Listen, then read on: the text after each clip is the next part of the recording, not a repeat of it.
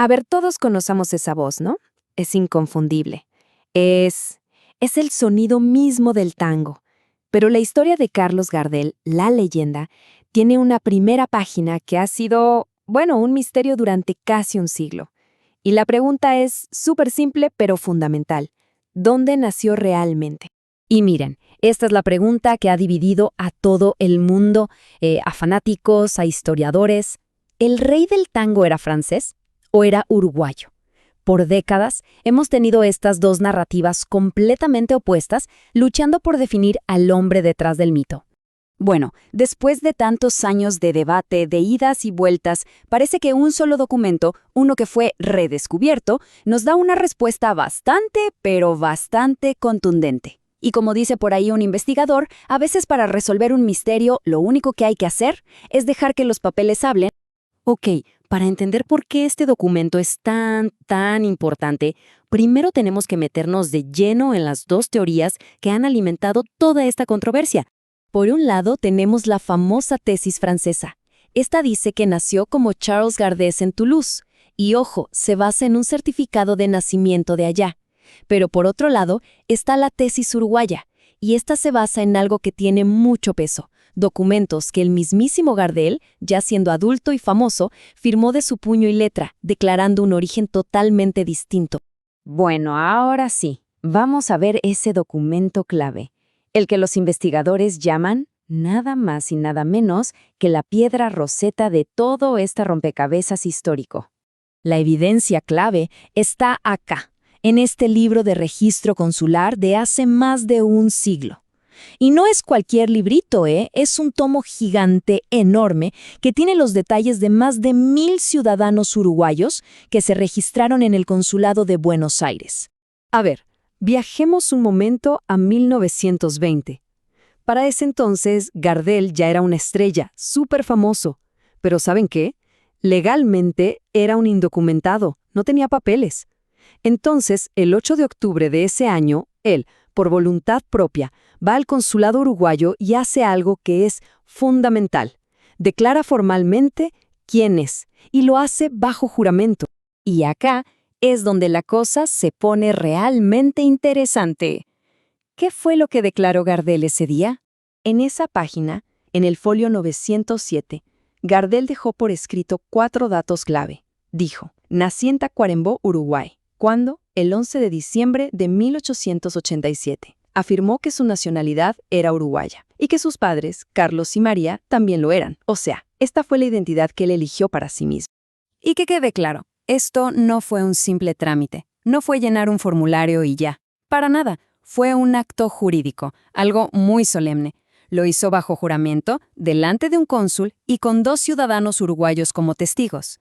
Legalmente, este registro funcionó como si fuera su partida de nacimiento. Es lo que los expertos llaman un acto personalísimo, o sea, una declaración de identidad de lo más profunda y personal que se puede hacer. Justo después de hacer esa declaración, el consulado le entrega este documento, un certificado provisional de nacionalidad uruguaya.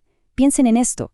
Este fue el primer documento de identidad oficial de Carlos Gardel, y lo certificaba, sin lugar a dudas, como ciudadano de Uruguay. Pero este certificado no fue el final del camino, sino todo lo contrario. Fue el principio de todo. Fue literalmente la llave que le abrió la puerta a toda su vida oficial. Miren cómo funciona.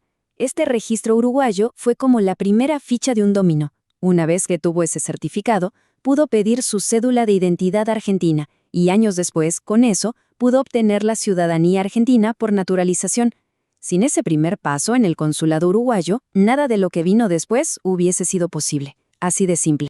Y esto nos muestra una distinción legal que es clave para entender todo el asunto. Su nacionalidad uruguaya fue presentada como originaria, o sea, la que se tiene de nacimiento. En cambio, su ciudadanía argentina fue derivada y adquirida, algo que vino después, que se obtuvo más tarde. Y acá hay un punto importantísimo. El Estado argentino aceptó este documento uruguayo como la base para darle la ciudadanía. Nunca lo puso en duda, nunca lo cuestionó, nunca lo revocó. Al aceptarlo, reconoció de forma implícita la identidad uruguaya que el propio Gardel había declarado. Bueno, ahora demos un salto hasta el presente, porque este debate histórico hoy se está planteando de una manera muy diferente, como un tema de derechos humanos. Y todo parte de una idea muy potente. No se le puede cambiar la identidad a una persona después de muerta. Ese es el motor de una campaña actual.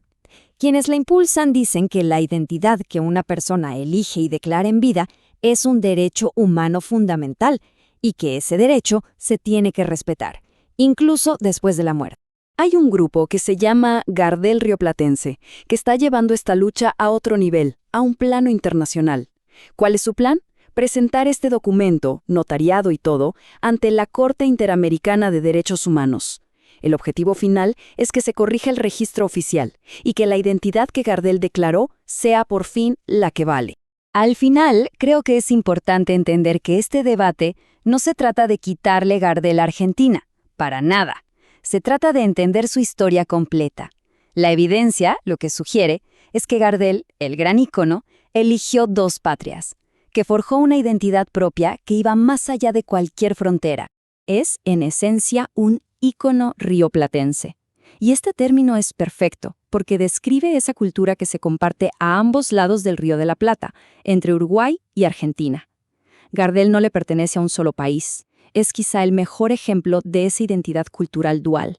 Y todo esto nos deja con una pregunta que da para pensar, ¿no? La identidad de un ícono cultural como él, ¿a quién le pertenece?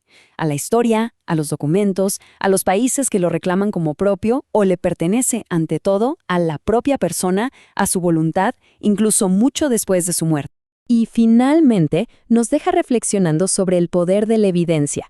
¿Cómo puede ser que una sola página, una simple inscripción en un libro de registros de hace un siglo, tenga el poder de cambiar, de remodelar de forma tan fundamental nuestra idea sobre una de las figuras más grandes de nuestra historia?